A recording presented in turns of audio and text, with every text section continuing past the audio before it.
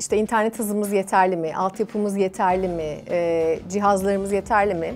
Bu tartışılır ve farklı görüşler ortaya çıkar.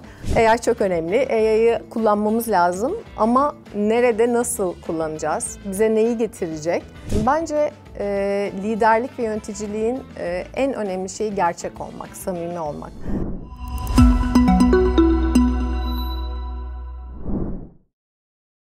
Siaflex'in sunduğu Speak Up başlıyor. Merhaba, ben Sercan Akdemir. Speak Up YouTube yayınımızda teknolojinin, liderliğin, kültürün ve stratejilerin nasıl evrildiğini hep beraber keşfediyoruz. Bugünkü konuğum Logo Finansal Teknolojiler Genel Müdürü Başak Kural Uslu. Başak, hoş geldin. Hoş bulduk Sercan. Seni tanımayanlar için kısaca kendinden bahseder misin? Memnuniyetle. Aslında 25 yıllık iş hayatımın büyük kısmı telekom sektöründe geçti. Fakat son 8-9 yılında yazılım teknolojileri tarafına ve finansal teknolojiler tarafına geçtim. Ve Logo yazılımda farklı şirketlerinde genel müdürlük yaptım. Yaklaşık 6 aydır da Logo Finansal Teknolojiler Genel Müdürü olarak çalışıyorum. Bunun dışında da çeşitli dernek faaliyetlerine katılıyorum. TÜBİSAD'da yönetim kurulu üyeliğim var. İTÜ Mezunlar Derneği üyeliğim var. İTÜ mezunu bir endüstri mühendisiyim. Onun dışında da çeşitli kurumlarda mentilik ve mentorluk yapıyorum. Senden bu 3 başlıktan birini seçmeni rica edeceğim. Teknoloji, kültür, liderlik. Kültür olsun. Farklı kültürleri yönetirken sence en önemli özellik nedir? Empati mi, güven mi? Güven. Güven mi, iletişim mi? İletişim. İletişim mi, saygı mı? İletişim. İletişim mi, esneklik mi? Esneklik. Esneklik mi, etkin dinleme mi? Esneklik. Esneklik mi, motivasyon mu? Motivasyon. Seni bu hayatta en çok motive eden bir söz ya da eylem var mıdır? Ben en çok problem çözerek galiba motive oluyorum. Yani bir şeyi düzeltmek, bir şeyi tamir etmek, bir süreçle ilgili bir yeri bulup düzeltmek beni hayatta çok mutlu ediyor. Bunu da farklı insanlarla, şirketlerde, işlerde ve sosyal hayatımda çok fazla kullanıyorum. Özellikle bu yine problem çözme şeyinden tahta oyunlarını oynamak beni çok mutlu ediyor. Sen uzun yıllarını telekomda geçirdin. Sonra da şimdi fintech'te yer alıyorsun. Buradaki tecrübelerin nasıl yardımcı oluyor? Farklılıklar nelerdir? Bir karşılaştırabilir misin sektörle? Tabii ki. Telekom sektörü biliyorsun çok fazla kişiye dokunduğum bir yer. Öncelikle gerçekten çok ciddi büyük bir scale var. Çok fazla müşteri var. Farklı müşteri segmentleri var. Ve telekomda müşteri deneyimi çok kritiktir. Müşterinin beklentisini her zaman o anda doğru bir şekilde sunmamız gerekir. Yani işte ses kalitesi çok önemlidir. Data kullanacaksa dataya bağlanması çok önemlidir. Buradan aslında çok ciddi bir servisleşme ve ürünleşme kültürüm oluştu. İkincisi çok farklı ekiple aynı anda bir projede çalışıyorsun. İşte 3G lansmanı, 4G lansmanı gibi kritik projelerde yer aldım. Numara taşıma gibi. Bunların hepsini tek başına yapamıyorsun. Büyük bir ekip var. Farklı birimler toplanıp yapıyorsun. Burada aslında takım çalışması, birlikte ortaya bir ürün çıkarma, servis çıkarma yine kritik konulardan bir tanesi. Bir üçüncüsü regülasyon baskısı. Telekomda da ciddi bir regülasyon var. Finansal teknolojilerde de keza öyle. Dolayısıyla bunların hepsini birleştirdiğimde telekomda öğrendiğim her şey bugün finansal teknolojilerde hızlı bir şekilde bir ürün deliver ederken, ürün çıkarırken müşterilerimizin isteğine ve hedef kitleye uygun çıkarmama destek oluyor. Bunu da birlikte tüm takım yapabilmek aslında bence benim telekomda öğrendiğim bir şey diyebilirim. Aslında baktığımızda çok farklı sektörler gibi görünüyor ama senin anlatımınla beraber ne kadar benzer olduğunu da görmüş olduk. Teknoloji odağında olduğu için her iş, o yüzden hepsi de birbirine benziyor diye de anlıyorum. Kesinlikle öyle. Aslında konu servisleşme. Bir müşteri var, ihtiyacı var ve o ihtiyacı nasıl en kısa sürede ona sunabiliriz? Bunu çalışıyoruz. Dolayısıyla da bir deneyim, akış tasarlama. Bu biraz benim endüstri mühendisliği kasımdan da gelen bir şey. Bir proses dizayn etme. Dolayısıyla o ikisi birbirini çok ciddi bir şekilde destekliyor. Çok güzel. Biz burada genellikle dijital dönüşümden bahsediyoruz ve şirketler, işte üreticiler, iş ortakları hep biz bunun için çalışıyoruz diyoruz. Sence Türkiye'de dijital dönüşümün önündeki en büyük eşik nedir? Bu konuda çok farklı görüşler var. Yani otursak şimdi şeyi tartışırız. İşte internet hızımız yeterli mi? Altyapımız yeterli mi? Cihazlarımız yeterli mi? Bu tartışılır ve farklı görüşler ortaya çıkar.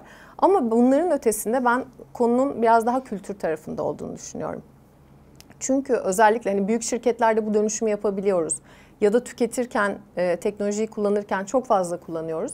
Ama üretmeye geldik mi ya da bu konuyla ilgili yatırım yapmaya geldi mi, ne koyacağız ve karşılığında ne alacağızı sanki çok iyi yapamıyoruz ve ölçemiyoruz. Harcayacağımız paranın karşılığında ne beklememiz gerektiğini bilmiyoruz.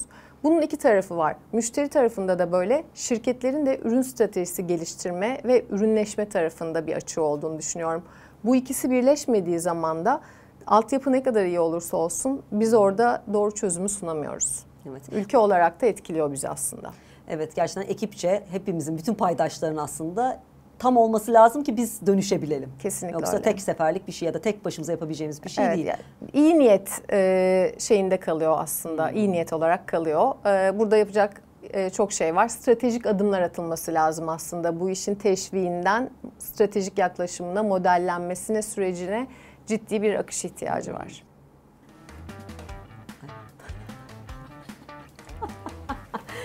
Neydi logo? Teknoloji çözümler. Finansal teknolojiler. teknolojiler. Ya ben bu şeyi ezberleyemedim. Sanırım buradaki... Özür dilerim, çok dağıttım. Önemli konuyu. değil ya, çok güzel gidiyordum ben de. Finansal teknolojiler genel müdür. Bir de biz burada daha çok bu dijital dönüşümden bahsettiğimizde teknoloji olarak yapay zeka öne çıkıyor. Herkes yapay zekanın ne kadar önemli olduğundan bahsediyor. Sen de fintech gözünden yapay zeka sizin için nerede, nasıl görüyorsunuz, ne kadar stratejik? Ya çok önemli görüyoruz diyeceğim ama çok klişe bir cevap olacak. LinkedIn'da bir tane karikatür gördüm. Bilmiyorum gördünüz mü? Böyle CEO'lar var. AI getireceğiz, istiyor musunuz? Ya bütün CEO'lar evet istiyoruz. İşte ondan sonra AI ile ne yapacaksınız? AI çok iyi bir şey. Ne yapacaksınız? Herkes böyle tıs. Yani şöyle bir durumdayız sanki. AI çok önemli. AI'yı kullanmamız lazım ama nerede, nasıl kullanacağız? Bize neyi getirecek? Ve de yukarıdaki bakış açısıyla ekiplerdeki bakış açısı arasında bir gap var. Şimdi yani burayı bir çözmemiz lazım ama ne getirecek bize bunu doğru yaparsak? Süreçlerimizi verimleştirecek. Aynı adımları tekrarlı yapmak zorunda kalmayacağız. Finansal teknolojiler tarafına baktığımızda da en kritik konu şu: gömülü finansa doğru giderken aslında bizim tarafımızdan anlatayım. ERP'nin içindeki müşteri datasını anlamlandırma ihtiyacımız var. AI ile bunu çok daha düzgün bir şekilde yapabiliriz. Ve böylece doğru müşteriye doğru zamanda doğru yerde doğru teklifi çıkabiliriz. Aslında en kritik konusu, ya teknolojiye biraz Sercan enabler, bir sağlayıcı, destekleyici gibi bakmayı unutuyoruz. Amaçla araç karışıyor sanki. Böyle baktığımızda fintech içinde aslında kullanıcılara istediği zaman istediği servisi çıkarabileceğiz. Nakit akışı sıkıntım varsa ben onu önden tahlil edeceğim ve sunacağım gibi. Evet. Burada hep liderlerle konuşurken aslında amacımızı önümüze koymamız lazım. İşte Evet. anlamı bulmalıyız ki biz ona göre işte kültürdür, liderliktir, teknolojidir, onları bu sayede kullanacağız. Ve güzel bir müzik ortaya çıkaracağız diye bahsettiler. Sen de bunun altını çizmiş oldun. Teşekkür ederim. Kesinlikle. Ve çok uzun yıllardır da liderlik yapıyorsun. Çok farklı sektörlerden de yaptın. Peki sence sektör bağımsız, jenerasyon bağımsız, iyi bir liderin sahip olması gereken özellikler nelerdir? Aslında sen en başında çok güzel söyledin. Empati çok önemli. Güven çok önemli. Ben açık iletişime çok inanıyorum. Yöneticiliğe ilk başladığım yıllarda böyle sıkıntı yaşadığım, işte çevremdeki yöneticilere bakıp bir rol model almaya çalıştığım şeyler oldu. Sonra o kumaşın bana uymadığını fark ettim. Bence liderlik ve yöneticiliğin en önemli şeyi gerçek olmak, samimi olmak. Sen kendini yani otantik bir şekilde kalpten ortaya koyduğunda, karşı tarafla güzel bir ilişki kurduğunda arkası geliyor. Ben burada çok niyete çok önem veriyorum o yüzden ve açık ve samimi olmak diyebilirim. Çok güzel. Az önce ilk kendini tanıtırken mentor ve mentilik de yapıyorum dedin. Evet. Biraz o mentor kısmına da değinir misin? Neler yapıyorsun? Kimlere mentorluk yapıyorsun? Tabii ki memnuniyetle. Hem mentorluk eğitimi almıştım hem koçluk eğitimi almıştım. Bu aslında Turkcell yıllarıma dayalıyor. Böyle Kardelen'le başladım o projeyle. Anadolu'dan gelen kız çocuklarına eğitimleri için. Güzel. Ama şimdi İTÜ Çekirdek'te yapıyorum startuplara mentorluk. Bir yandan bana LinkedIn'dan çok ulaşan arkadaşım oluyor, genç arkadaşım. Onlara mentorluk yapıyorum. İşte iş hayatına nasıl girecekleri, iş hayatında karşılaşacakları problemlerle ilgili kafalarında çok soru var. Yeni mezunlar işsiz kalmaktan korkuyor mesela. Onlarla hani onları rahatlatma, aslında hepimizin bu yollardan geçtiğini. nasıl aşabileceklerini ya da farklı konuları konuşuyoruz. Bir yandan da İTÜ Mezunlar Derneği'nde de yine mentorluk komitesinde çalışıyorum. O zaman bize de biraz mentorluk yapar mısın diye bir soru soracağım. Yani Estağfurullah. özellikle hayatında hani böyle çok zor anlarımız oluyor. Gerçekten kariyer hayatımızda, özel hayatımızda ama biraz kariyer başlığında. Çok zordu ama iyi ki yaşamışım ve beni buraya taşıdı diyeceğin, bize ilham olacak bir hikayen var mıdır? Yani çok var. O kadar çok şey öğrendim ki yolda ve öğreniyorum ki hala. Böyle ekipten aldığım feedbackler olabilir. İlk yöneticilik yıllarımda çok bocaladığım ve başarı stresiyle ekibe yansıttığım stres mesela ve onlardan gelen feedbackle böyle bir ne yaptım ben, ne yapıyorum dediğim. Yani insanları aslında rahatsız ettiğimi fark ettiğim o arkadaki hani ben yönetici oldum ve başarmalıyım stresi. Duygularımı yönetmeyle ilgili belki öğrendiğim bir şey oldu. Bir yerde kovulmaya kadar giden neredeyse bir akışım oldu. Ucundan döndüm. Bence çok kritik. Buradan şunu anladım aslında. İş hayatı böyle tek çizgi halinde ve sürekli merdivenleri çıktığımız bir şey değil. Hepimizin farklı bir rolü var hayatta ve bunları uyguluyoruz. Doğru şey biz nerede yeşerebiliyoruz, kendimizi nerede rahat hissedebiliyoruz, nerede büyüyebiliyoruz orayı bulmak ve orada genişlemeye çalışmak. O yüzden de sanırım benim burada en çok söyleyebileceğim şey sen bir doğru yerde misin, hangi değerlere sahipsin ve uyumlu mu bu ikisi birbirine buna bakmak. Evet, anlattıklarından kendinle nasıl aslında farkındalığın yüksek olduğunu, kendine nasıl bir yolculuk içinde olduğunu görebiliyoruz. Peki bu yolculuğa başladığında yani kariyerin başında hiç ön yargıların var mıydı ve bunları nasıl kırdın? Neler vardı? Hiç paylaşmak istediğin bir şey var mı? Tabii ki çok ön yargım vardı. Bence kurumsal hayat tamamen bir ön yargılar silsilesi ve bence öyle değil bu arada, olmamalı. Çok tarifimiz var. İşte bunu yaptıktan sonra bu olur, böyle davranırsan şu olur diye. Burada kişinin hep kendi özüne dönmesi ve kendi doğrusuyla hareket etmesi gerektiğini düşünüyorum. Herhalde kendime kendi arkanda biraz daha dur diyebilirdim. Ya da hani düşebilirsin, yine kalkabilirsin, yol inişli çıkışlı derdim. Bugün genç arkadaşlarıma hep bunları söylemeye çalışıyorum. Hani bir rahat ol, bir izle, bir gör. Yetişmeye çalıştığımız bir şey yok. Hayat başarılar kovasından ibaret değil. Başka hangi renkler var? Biraz buralar benim de hep çalışmaya gayret ettiğim, hala da kendi üzerimde uğraştığım konular. Evet. Bu yaş bağımsız bu söylediklerin çok değerli. Umarım herkes idrak eder, hepimiz ve bu şekilde kendimize daha yumuşak davranabiliriz. Evet. Peki kariyerine tekrar başlayacak olsan, yani Başak olarak genç, yine üniversiteden mezunsun, İTÜ'den mezun oldun. Bu kariyeri seçer miydin yoksa başka bir yol nasıl olurdu hiç düşündün mü? Bunu düşünüyorum. Yani endüstri mühendisi olmaktan çok mutluyum. Bazen ama şeye çok özeniyorum. Böyle mesela malzeme mühendisliği gibi böyle hani o da bir problem çözüyor ya oralarda. Şimdi yeni konular böyle beni heyecanlandırıyor, öyle şeyler. İşte uzaya giderken en önemli şey malzeme ya da şunu yaparken şurası böyle olsa falan, kimya. Onlar çok hoşuma gidiyor uğraşmak. Belki isterdim ama kendi yolumdan çok memnunum. Belki rahat ol derdim o yüzden de kendime, bak o da benim için bir şey. Yani bir şekilde hani yoluna girecek şeye de inanıyorum çünkü. Bir sürü farklı yoldan benzer bir yere varabiliriz'e de inanıyorum. Herhalde yine bu şeyi seçerdim. Özellikle gençlerde bu çok oluyor.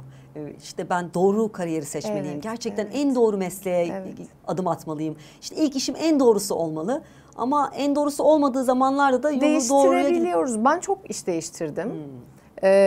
Ve bizim zamanımızda şimdiki kadar hoş karşılanmıyordu. Şimdi denemelere biraz daha müsamaha gösteriyoruz. O zaman en büyük korkum işte niye iş değiştirdin, sebat mı etmedin? Böyle babam böyle sürekli kızıyor, yine iş değiştiriyor Başak falan diye, ama o iş değişikliği benim aslında neyi yapmam ve neyi yapmamam gerektiği konusunda bana bence çok ciddi bir ışık tuttu. Ben o yüzden kesinlikle o değişikliği, hata yapmayı, buraları özgürleşmemiz lazım bu hata yapma konusundan kesinlikle. Çok güzel. Bu da aslında biraz sorumu destekleyici bir cevap oldu ama şimdi gençler mezun oluyorlar ve hani senin gibi olmak istiyorlar. Bundan 20 yıl sonra ben Başak Hanım'ın yerinde olacağım. Ne yapması lazım? 3 adımda yani şunlara dikkat et diyeceğin ne vardır? Yani işte çok önemli bir yer değil yani yerlerimiz, ama şunu söyleyebilirim. Değer yaratmaya çalışmak kritik. Çözümün bir parçası olmak kritik. Yani şeyi duymak istemiyor kimse. Hiçbirimiz etrafımızda kötü enerji ve niye bir şeyin olmayacağını duymak istemiyoruz aslında. O yüzden Ortaya bir şey koyma gayreti, çözümün bir parçası olmak bence en önemli konulardan bir tanesi. Bir de şikayet kültürü. Ben hiç sevmiyorum, ona çok dayanamıyorum. Onu da söylemek isterim. Sana çok katılıyorum. Gerçekten bunları uygulayanlar zaten başarıya ulaşıyorlar. Uygulamayanlar da başarısızlıklarını zaten birilerini suçlayarak ya da sistemi suçlayarak kayboluyorlar ne yazık ki. Dışarıda aramayacağız çözümü, yapacak bir şey yok orada yani. Hep içeriye bakacağız. Peki özel hayatında Başak nasıldır? Yani stresini nasıl yönetiyorsun ya da nasıl eğleniyorsun? Neler yapıyorsun sen özel hayatında? Spor yapmayı çok seviyorum. Fiziki olarak bedenimi zorlamaktan çok hoşlanıyorum. İşte bir sürü dövüş sporu, işte Wing Chun var, kickbox, boks. Ondan sonra squash, ağırlık kaldırıyorum son zamanlarda. Ondan çok hoşlanıyorum ve böyle hani o acıyı da çok severim. O ciddi bir disiplin getiriyor hayatıma. Mutlaka yeni bir şey deniyorum ve hayatıma katıyorum. Problem çözmeyi severim dedim. Satranç ve Go oynamayı çok seviyorum. Go'yu böyle Shibumi'yi okuduğumda çok istemiştim öğrenmeyi üniversite döneminde. Pandemide tekrar geri döndüm ve Go öğrenmeye başladım. Hayatın da bir yansıması bir yandan. Onları da görüyorum o tahtada. Dolayısıyla o tarz şeyler, çocuklar, ev. Bu kadar yoğun bir iş hayatı, çocuklar zaten var. Spora nasıl zaman ayırıyorsun? Bahanen yok mu? Neden soruyorum? Çünkü insanlar genelde hiç zamanım yok, çok yoğun çalışıyorum. Benim çocuklarım var, ailem var. Nasıl yapayım benim diyor. 2 tane sahiplendiğim köpeğim bile var. Şöyle, sabah 6'da kalkıp spora da gittiğim günler oluyordu, ofis günleri olduğunda. Artık hibrit çalışıyoruz. Öğlenleri yapıyorum. Bazen akşamları yapıyorum ama onu mutlaka ayırıyorum. Yani haftada 3-4 spor yapmaya çalışıyorum en az. Evet, gerçekten istediğimiz zaman yapabiliyoruz yani. Bence önceliklendirme meselesi bu. Yani hayatında nereye koyuyorsun? Benim için o bir saat recharge olma, tekrar enerji dolma ayrı bir motivasyon. Evet, bu da zaten hem yaşamının başarısına hem de kendi dinginliğine çok güzel yansıyor. Peki senden sonra bir konuğumuz için soru sormanı istesem ne soru sorardın? Önümüzdeki dönemde ki genç nesile iş hayatında başarılı olmak için ne önerirdi AI döneminde? Çok güzel. Bu soruyu kendisine ileteceğiz. Geldiğin için çok teşekkür ederim. Harika bir sohbet oldu. Son olarak eklemek istediğin bir şey var mı? Yok, teşekkür ederim. Aynı şekilde ben de çok keyif aldım. Bugün Logo Finansal Teknolojiler Genel Müdürü Başak Kural Uslu'yu konuk ettik. Kendisiyle ilham verici bir sohbet gerçekleştirdik. Bir sonraki söyleşimizde görüşmek üzere. Bu arada yayınlarımızı beğeniyorsanız abone olmayı ve yorum yapmayı unutmayın.